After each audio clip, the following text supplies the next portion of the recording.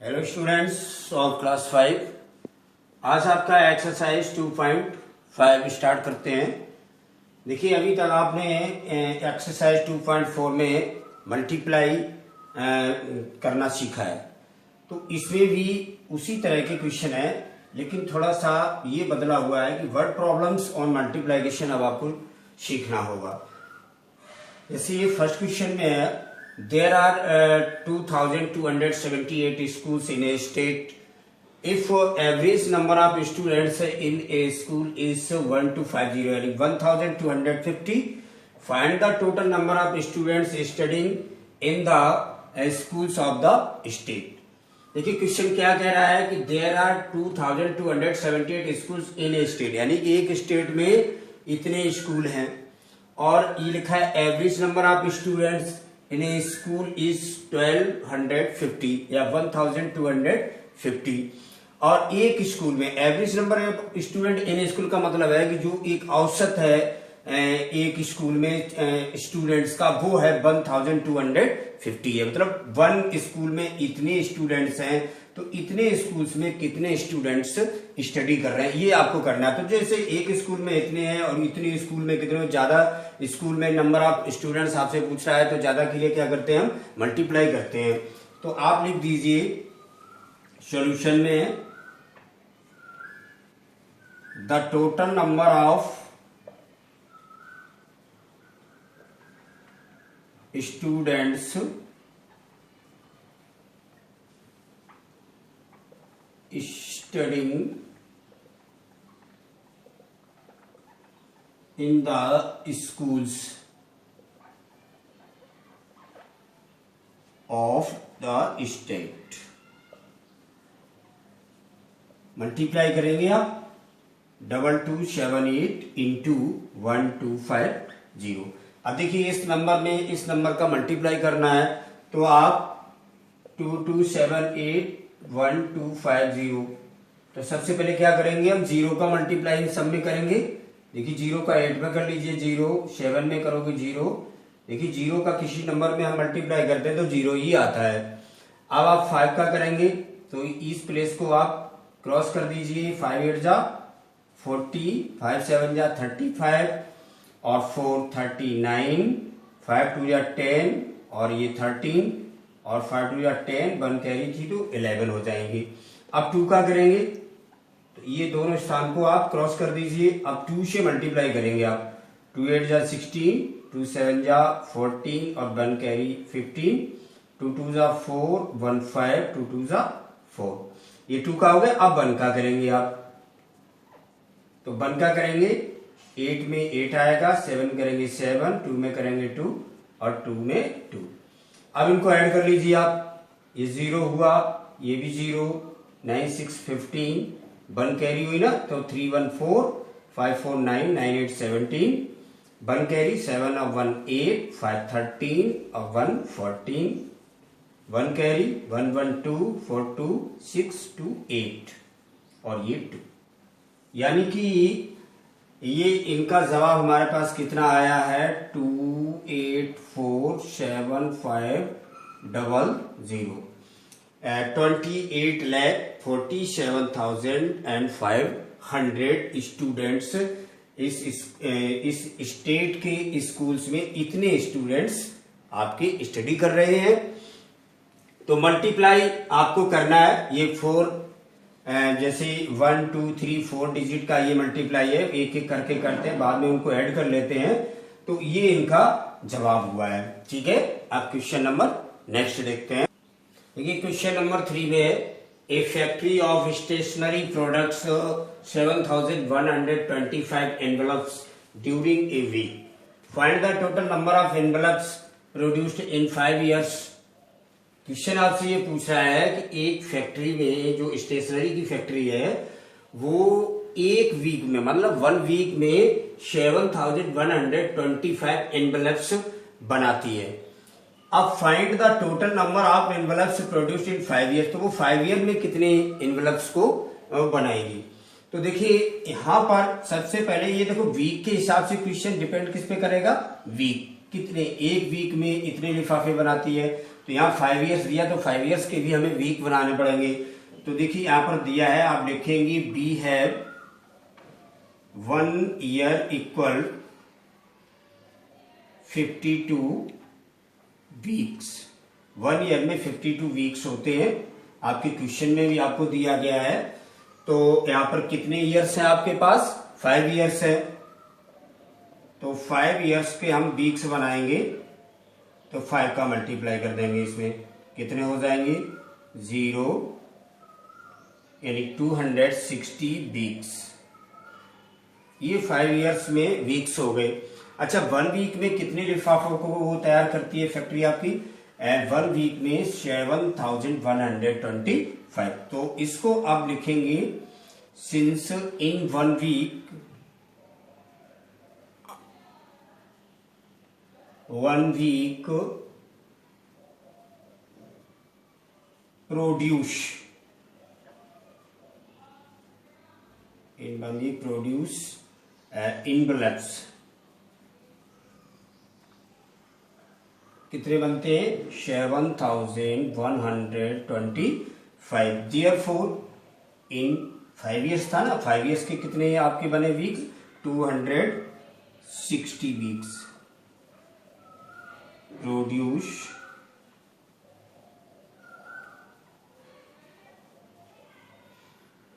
envelopes। इनका मल्टीप्लाई करिए 7125 इंटू 260। इनका मल्टीप्लाई कर दिए, आपका जवाब आ जाएगा 7125 इंटू 260। पहले 0 से करेंगे, 0 आ जाएंगे सारे नंबर्स के लिए, और फिर 6 का कर दीजिए, इस लाइन को खाली छोड़ दीजिए। 6 5 जा, यानी कि जैसे 6 आपका 10 से पहले लिखा है ना, वंस 10, तो यहाँ वंस को खाली छोड़ दो, 10 से ही लिखना शुरू करेंगे। तो यहाँ पर क्रॉस को यूज कर देते हैं। 6 5 जा 30, 60 या 12 यानी 15 होंगे। 6 1 जा 6, 1 7, 6 7 जा 42। फिर 2 से कर लीजिए आप। 2 5 जा 10, 2 2 जा 4 5, 2 1 जा 2, 2 7 जा 14। इनको ऐड कर लीजिए, 0 5, ये 12 होगा, ये 5 होगा, 4 4 8 1। इसी को आप यहाँ पर लिख दें 1852500, यानी इतनी इनवेलप्स 5 ईयर्स में प्रोड्यूस होंगे, यानी कि उनका निर्माण होगा। ये इसका जवाब हो गया। अब देखिए 4 क्वेश्चन में क्या है? Find the product of the largest 4 digit number and the largest 3 digit number.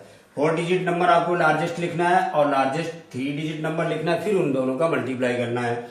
तो इसमें ये भी सिंपल है, ज्यादा डिफिकल्ट नहीं है आपका। तो सबसे पहले लिखें आप largest 4 digit number.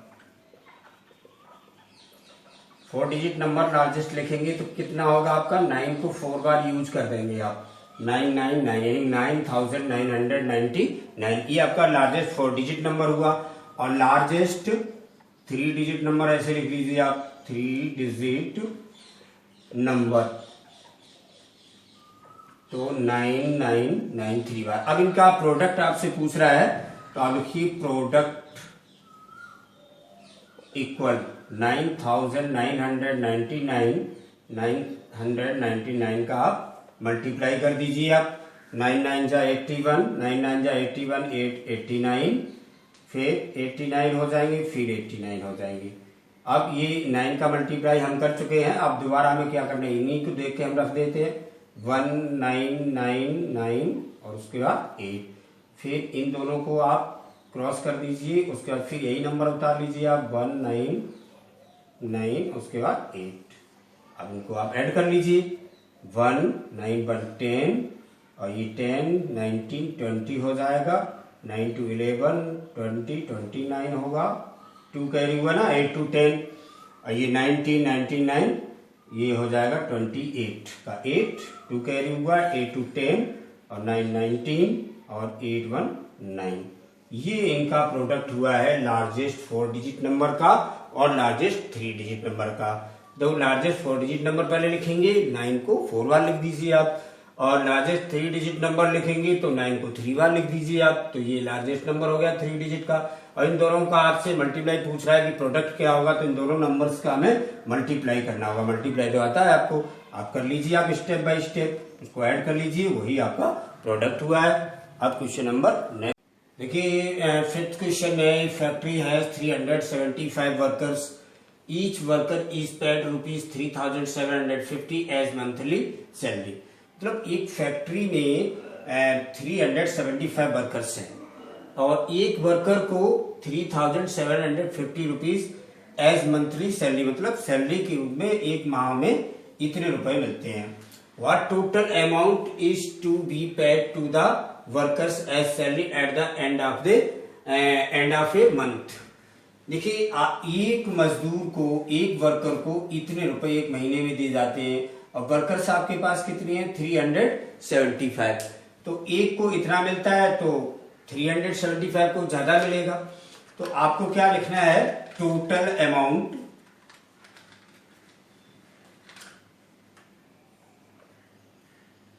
is to be paid to the workers as salary at the end of a month। तो इन दोनों का आपको मल्टीप्लाई करना है, 3,750 इंटू 375 मल्टीप्लाई कर लीजिए आप, 375 करिए, ये 0 हो जाएगा, 5 7 ये 18 7 ये 0 हो जाएगा, ये 35 होगा, ये 52 होगा, ये 26 होगा। अब 3 से कर लीजिए आप, 0 3 5 15 21 22 3 3 9 to 11, इनको ऐड कर लीजिए, 0 5 12 9 to 11 5 16, ये 8 to 10, ये 4 ये 1, ये आपका हो गया है कितना रुपीस हो गया है 1406,250, यानी कि 40,06,250 रुपीज पेमेंट करना होगा एक महीने के लास्ट में, यानी कि एंड में, ये सैलरी के रूप में। कितना रुपीज हुआ है 14,06,250 रुपीज। अब देखिए 7 क्वेश्चन में क्या है, a factory manufactured 375 scooters during a week, यानी कि एक फैक्ट्री में 375 स्कूटर्स मैन्युफैक्चर किए जाते हैं 1 वीक में। If 1 scooter is sold for ₹33,725, और जो 1 स्कूटर नहीं, एक स्कूटर कितने में बेचा जाता है, सोल्ड फॉर ₹33,725 रुपीज में। What amount of money the owner get, यानी कि मालिक को कितना रुपया मिलेगा after selling the scooters manufactured during the week, यानी कि उस सप्ताह के द्वारा जो भी उसने मैन्युफैक्चर किया है स्कूटर्स का, उसका उनको सेलिंग प्राइस कितना मिलेगा उस मालिक को, ऑनर मींस मालिक। तो देखिए इसको सॉल्व करते हैं। एक 1 स्कूटर को इतने रुपए जब बेचा जाता है, स्कूटर्स कितने हैं 375, 1 स्कूटर की कॉस्ट इतनी है, तो इतने की कॉस्ट ज्यादा होगी, ज्यादा के लिए हमें क्या करना होगा, मल्टीप्लाई करना होगा। तो आप लिख दीजिए, आप सॉल्यूशन में आप क्या लिखेंगे, total amount of money the owner get after selling the scooters manufactured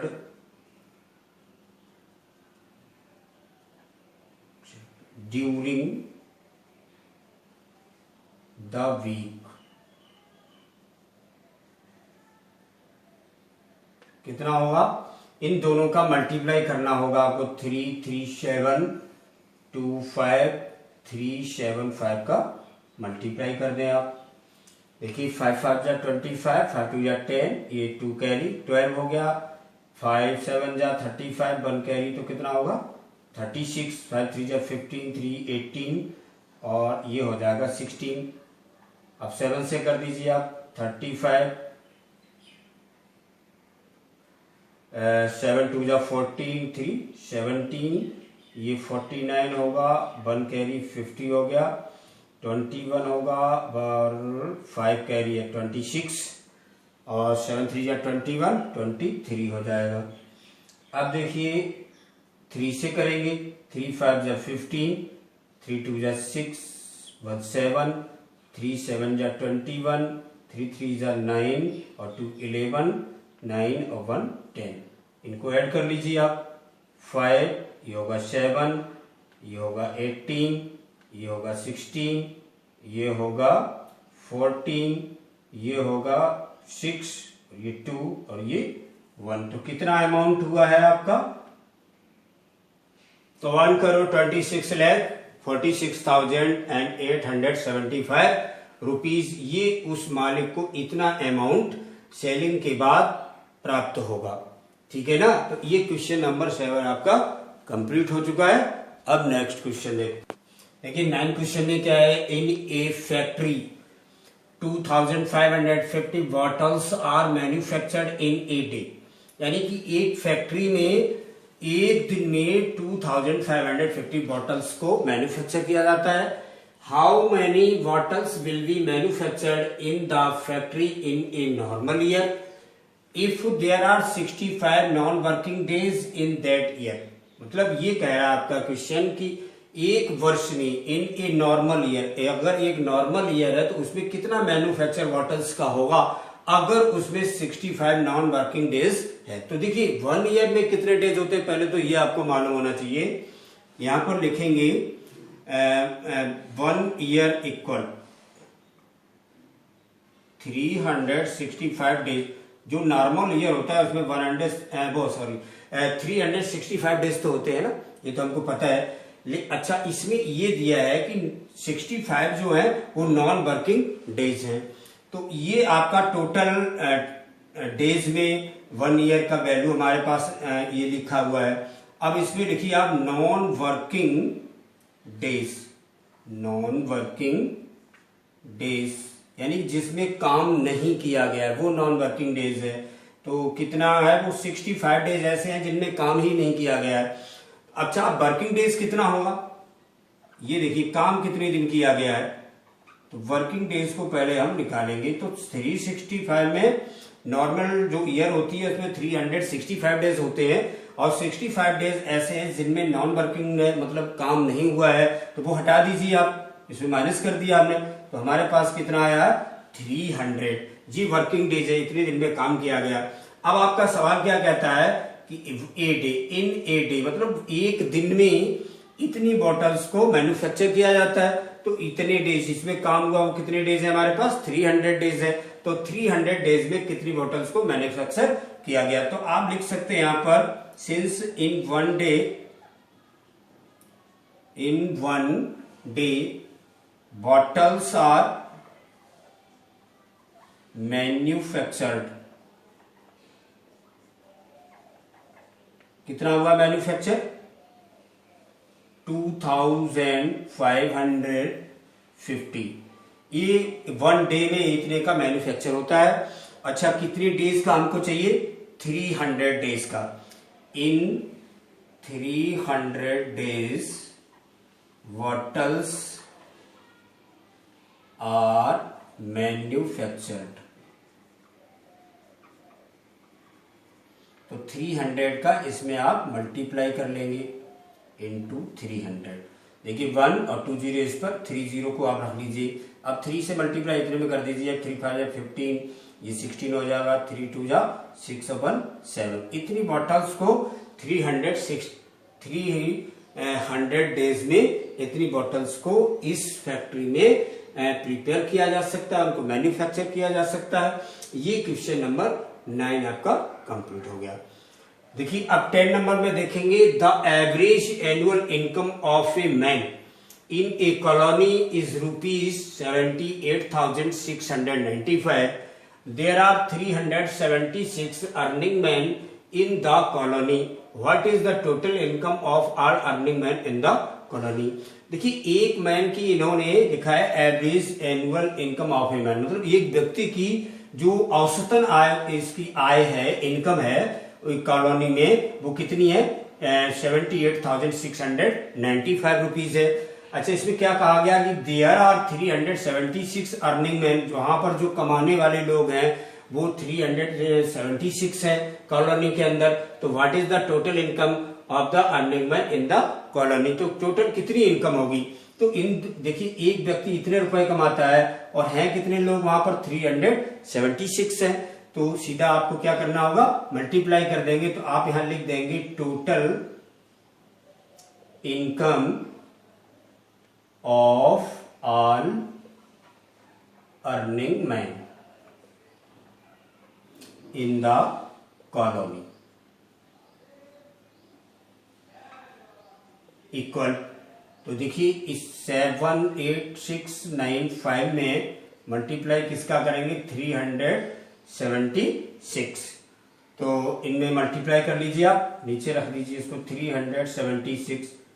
column method से इसको मल्टीप्लाई करेंगे, पहले 6 का सब में करेंगे, 6 5 जा 30, 6 9 जा 54, 357, 6 6 जा 36 और 5 कितना होगा 41, 4 कैरी हुआ, 6 8 जा 48 और 4 52, 6 7 जा 42 और 5 47। अब आप 7 से मल्टीप्लाई कर लीजिए, 7 5 जा 35, 7 9 जा 63, 66 हो जाएगा, 7 6 जा 42, 42 और 6 48 हो जाएगा, 7 8 जा 56 यानी 60 हो जाएगा, 7 7 जा 49 और 6 55 होगा। अब 3 से मल्टीप्लाई करना है आपको, तो 3 5 जा 15, 3 9 जा 27, 1 28, 3 6 जा 18 और 2 20, 3 8 जा 24 और 2 कैरी होगा तो 26 हुआ और 3 7 जा 21 और 2 23। अब इनको प्रेस कर लीजिए, 0 ये 12 होगा, ये 13 होगा, ये 19 होगा, ये 8 होगा, ये 15 होगा, ये 9 होगा और ये 2 होगा। तो देखिए जो total income of all earning man, जो कमाने वाले लोग हैं कॉलोनी में, तो उनकी टोटल इनकम इतने रुपीस हो गई। ठीक है, 2,89,320 रुपीस। तो इस तरह से ये एक्सरसाइज आपकी 2.5 अब कंप्लीट हो चुकी है। अब इसके जो क्वेश्चन से एक दो नहीं सॉल्व किए गए हैं तो उनको आप स्वयं भी कर सकते हैं मल्टीप्लाई करके, और फिर भी अगर कोई दिक्कत है तो आपको ऑनलाइन के माध्यम से हमने इनका पूरा सॉल्यूशन आपको प्रोवाइड कराया है, तो उसकी सहायता से आप पूरा अपना नोट्स बना सकते हैं। Thank you.